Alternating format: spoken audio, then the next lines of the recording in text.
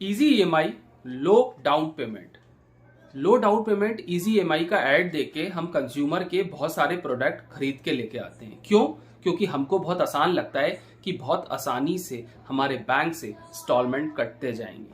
मगर दोस्तों, जो इंस्टॉलमेंट कट रही है बैंक से, वो जो भी प्रोडक्ट आप लाए हैं वो डेप्रिशिएट हो रहा है, वो बहुत जरूरी है तो आप लाइए। अदरवाइज मुझे ऐसा नहीं लगता कि इजी ईएमआई, लो डाउन पेमेंट में हम सब कुछ प्लान कर लें। मगर हाँ, अगर आप अपना ध्यान थोड़ा सा प्रॉपर्टी की तरफ लगाएंगे तो बहुत बड़े फायदे में रहेंगे। और ऐसा करने वाले बहुत कम लोग होते हैं इस पूरे वर्ल्ड में, और जो करते हैं वो जीतते भी हैं। क्योंकि स्कूल में बताया जाता है कि मिस्टेक करना नहीं चाहिए, मगर आप प्रोफेशनल लाइफ में आएंगे तो मिस्टेक बहुत जरूरी होती है, उसके बाद ही आपको सीखने को मिलता है। मैं मानता हूं ऐसा नहीं है कि आप हर बार प्रॉफिट में रहेंगे, मगर दोस्तों रियल एस्टेट की इंडस्ट्री में आप प्रॉफिट में ही रहेंगे अगर आप उसका जब एवरेज निकालेंगे। दोस्तों, वीडियो शुरू करने से पहले लाइक जरूर करिएगा, इस वीडियो को सब्सक्राइब करिएगा और शेयर जितना हो सके उतना करिएगा। मैं आने वाले समय में आपको रियल एस्टेट के हर वो बारीकी बताऊंगा, वो सीक्रेट बताऊंगा जो रियल एस्टेट में हमारे लिए, प्रैक्टिकल नॉलेज बताऊंगा आपको कि हमारे लिए रियल एस्टेट में वो कितना बड़ा रोल प्ले हमारे लिए करता है। दोस्तों, अब बात करते हैं रियल एस्टेट के उस जादू की जो बहुत सारे लोग करते हैं, और बहुत सारे लोग ये बोलते हैं कि ऐसा नहीं हो सकता। मैं इसको नहीं मानता कि ये नहीं हो सकता। बी पॉजिटिव ऑलवेज, हमेशा सकारात्मक सोचिए। नकारात्मक तो बहुत सारे लोग सोच रहे हैं, हमको सोचना पड़ेगा। अगर हमको अपनी लाइफ को, अपनी फैमिली को सिक्योर करना है तो पॉजिटिव सोचना पड़ेगा। दोस्तों, मैंने ऐसी बहुत सारी डील्स देखी हैं और करी भी हैं जो लो डाउन पेमेंट और इजी ईएमआई पे हैं। अब क्या होता है, आप देखिए, अगर आप निकलेंगे, अपॉर्चुनिटी को ढूंढेंगे तो दरवाजे खुले हुए मिलेंगे, मगर हम हमेशा से अपना परसेप्शन नेगेटिव की तरफ रखते हैं। ज्यादातर लोग, मैं हर किसी को नहीं बोल सकता, बहुत सारे लोग पॉजिटिव भी सोचते हैं और वो सक्सेस की राह पे भी हैं और अच्छा पैसा रियल एस्टेट में कमा भी रहे हैं। अब अगर आप देखें, कोई कॉलोनी में किसी का डुप्लेक्स सेल हो रहा है, या कोई हाई राइज अपार्टमेंट में एक ऐसी जगह पे फ्लैट सेल हो रहा है जहां पर आपको ऐसा लगता है कि वो फ्लैट सेल होने के बाद आप परचेज कर लेंगे तो आप उसको दोबारा बहुत अच्छे मुनाफे के साथ बेच देंगे।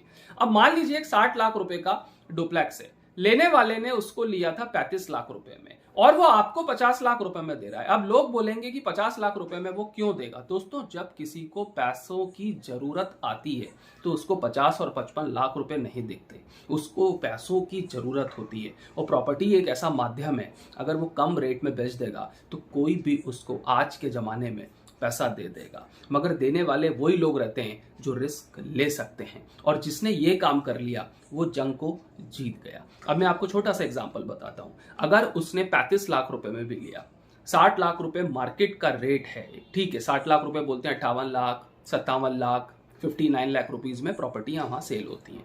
प्रॉपर्टी डेफिनेटली एक ऐसी चीज है, अगर थोड़ा रंग वंग कर दो, सजा दो, तो हो सकता है 4 लाख रुपए आपको और मिल जाए। क्योंकि जो फैमिली होती है, जो एंड यूजर होते हैं, वो घर में अंदर जो लेडीज होती हैं उनको किचन अच्छा चाहिए, मॉड्यूलर किचन चाहिए, थोड़ा सा एक बढ़िया सा लुक होना चाहिए मकान का, तो बहुत जल्दी लोग अट्रैक्ट होते हैं। जैसा होता है ना, कोई अच्छी इमेज दिखने को मिलती है तो हम बहुत जल्दी अट्रैक्ट होते हैं। अब दोस्तों, आपने क्या किया, आपकी सैलरी अच्छी है या आपके बिजनेस के हिसाब से आपको इतना लोन मिल रहा है, तो मुझे नहीं लगता कि आप कोई गलत फैसला ले रहे हैं।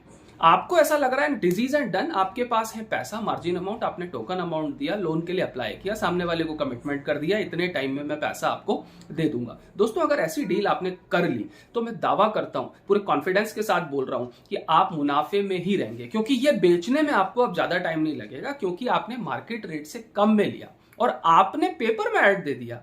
पेपर का खर्चा जोड़ लीजिए, या कहीं भी सोशल मीडिया पे आपने ऐड दिया, आपके इस एरिया में मैजिक ब्रिक में दिया, मैं दावा करता हूं लोग आपसे पूछेंगे, क्योंकि अब बात बहुत सारे लोगों को पता चल गई है। जब आप ले रहे थे, सामने वाला प्रेशर में था, वो ये सब नहीं कर सकता था। बहुत सारे पुराने लोगों को नहीं पता इस बारे में, वो अपने वालों को बताते हैं तो लोग ले लेते हैं। ठीक है, आपने किसी का गलत फायदा इसलिए नहीं उठाया कि आपने किसी के साथ जबरदस्ती नहीं करी, आपके पास वो ऑफर आ रहा था तो आपने उस प्रॉपर्टी को प्लान किया। आपने ऐसा नहीं कि किसी को जबरदस्ती बोल दिया कि मैं आपकी प्रॉपर्टी ले रहा हूं। अच्छा, उनका भी ये नुकसान नहीं है कि जो भी उनने रेट में लिया, तब कितने साल का अप्रिसिएशन है वो अलग अलग लोकेशन पे अलग अलग डिपेंड होता है, मगर ठीक है, नुकसान नहीं है। अपने पैसे लगाने के बाद इमरजेंसी आई तो हम बेच रहे हैं, नहीं आती तो हम नहीं बेचते। दोस्तों, अगर ऐसी प्रॉपर्टी आप देखने लग गए और मार्केट में थोड़ा समय देने लग गए, बिताने लग गए, तो मैं दावा करता हूं आपको मजा आने लगेगा। और जब मजा आने लगेगा, जब आपको लगेगा यार ऐसा हो सकता है, कैन डू इट यार, जब मैं कर सकता हूं तो यार ये भी कर सकता है, ये कर सकता है तो मैं भी कर सकता हूं। मगर हाँ, ये सारी बातें बहुत सोच समझ के हमको करनी है। ऐसा नहीं कि कहीं भी चले गए और फाइनल कर दिया और बहुत आसानी से डील कर दी।